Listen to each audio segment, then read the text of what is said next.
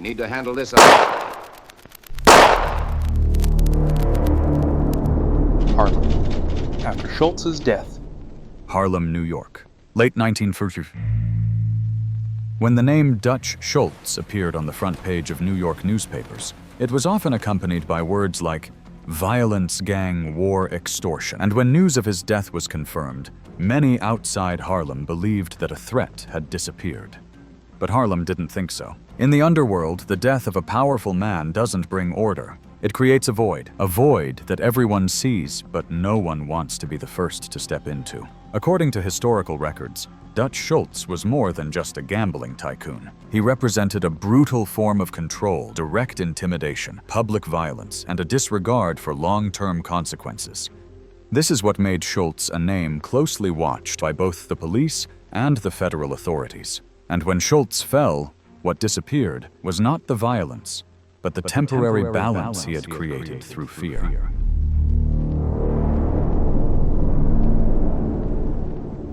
For Harlem, this was a particularly dangerous moment, because Harlem was not just a residential area. According to investigative documents and newspaper articles of the time, Harlem operated one of the largest and most stable number game systems in America. The money from this system did not flow through banks, was not officially recorded, but was large enough to support thousands of families. And in the underworld, such a flow of money could never be left unattended.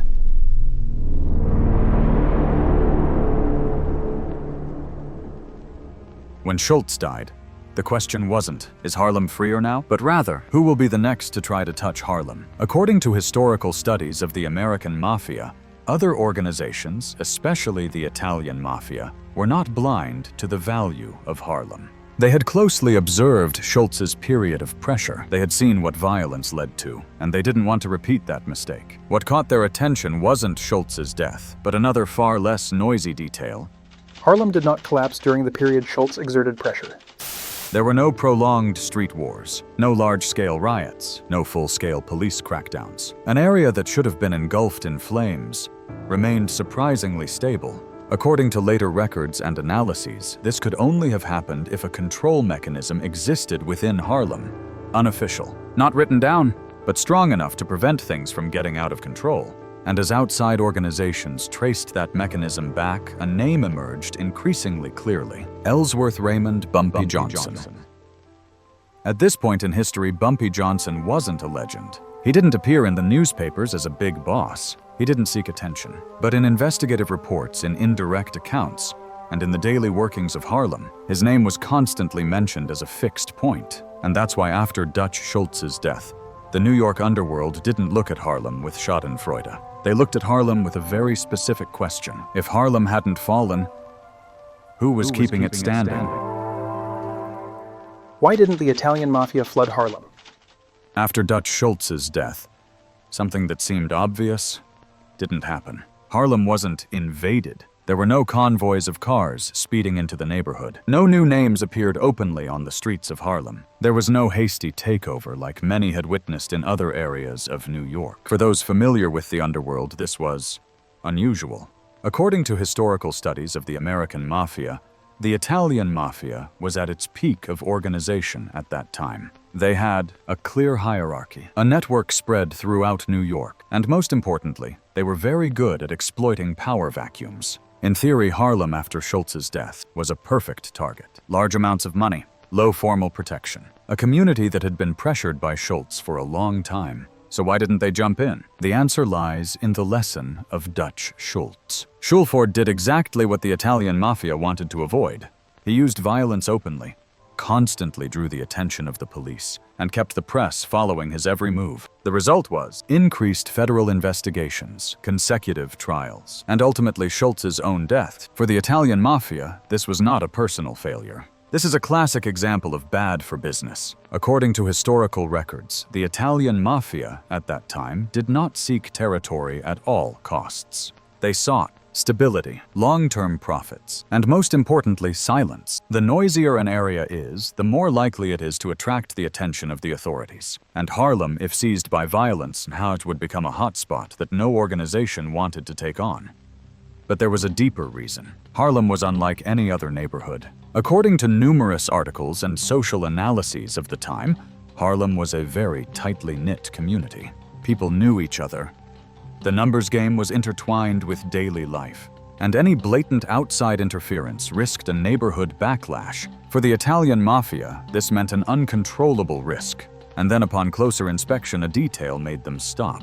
During Schultz's period of pressure, Harlem did not descend into anarchy. There were no spontaneous power struggles. There were no prolonged riots. There was no chain reaction collapse of the numbers game system. Instead, everything continued to function slower, more cautiously, but it did not collapse. According to later analyses, this could only have happened if Harlem already had a self-regulating mechanism in place. Not because of the police, not because of the law, but because of a sufficiently strong underground structure to keep everything within acceptable limits.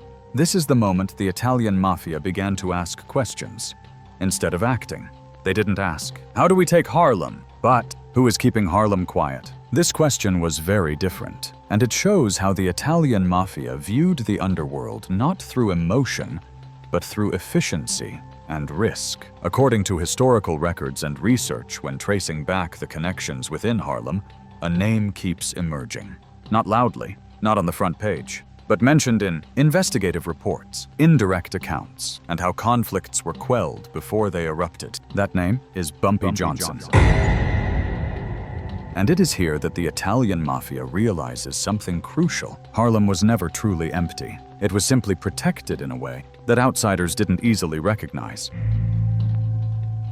And when they understood that the next step wasn't to send troops into Harlem, but to find a way to talk to the person holding it in place, The name keeps appearing. when the Italian Mafia began questioning who was keeping Harlem afloat, they weren't looking for a legend. They were looking for a role model. In the underworld, true power doesn't lie in rumors. It lies in what's repeated in reports and connections, and in how crises are diffused before they become catastrophes. According to later investigative documents and analyses tracing back the events in Harlem during Dutch Schultz's period of pressure, one detail became increasingly clear. Major conflicts never reached a breaking point, not because Harlem lacked people willing to fight, but because someone always appeared before things escalated. That person's name didn't appear on the front page of newspapers, not accompanied by sensational headlines, not portrayed as a showy mob boss, but in the investigative files, in the indirect accounts of those involved, and in the daily workings of Harlem, one name is repeated with remarkable frequency: Ellsworth Raymond Bumpy Johnson. At this point, Bumpy Johnson is not yet a historical icon. He doesn't seek attention, he doesn't assert his power, and he doesn't leave his mark through overt violence. But according to many sources, when there's trouble in Harlem, his name is always mentioned as a connecting point. Not "he gave the order," but "this has been handled." According to historical analysis, what draws the attention of the Italian Mafia is not Bumpy Johnson as an individual, but the role he plays. He's not the head on paper, not the biggest money collector, not the most visible person, but he is the one who understands the boundaries, understands the consequences, and understands when to stop. In the underworld, that's a very special kind of power. Reports indicate that during the most tense period with Schultz, number game points didn't spontaneously clash, small groups didn't turn conflicts into war, and internal issues were resolved quickly and discreetly.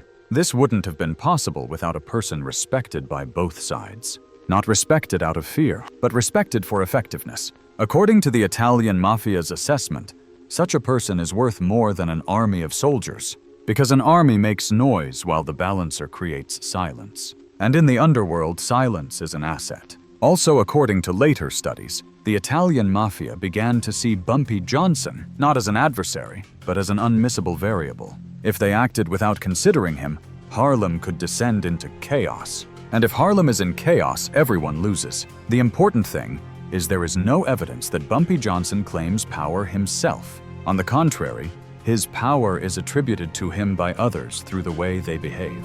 When there are problems, people turn to him. When things are calm, he disappears from view.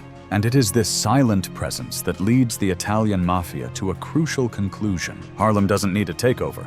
Harlem needs a point of contact. Someone who understands both sides. Someone disciplined enough to maintain order and practical enough to put long-term interests over short-term violence. By this point, the Italian Mafia has the answer to the original question: who is keeping Harlem standing? But the next question was the really important one. If that person existed, why not talk to him?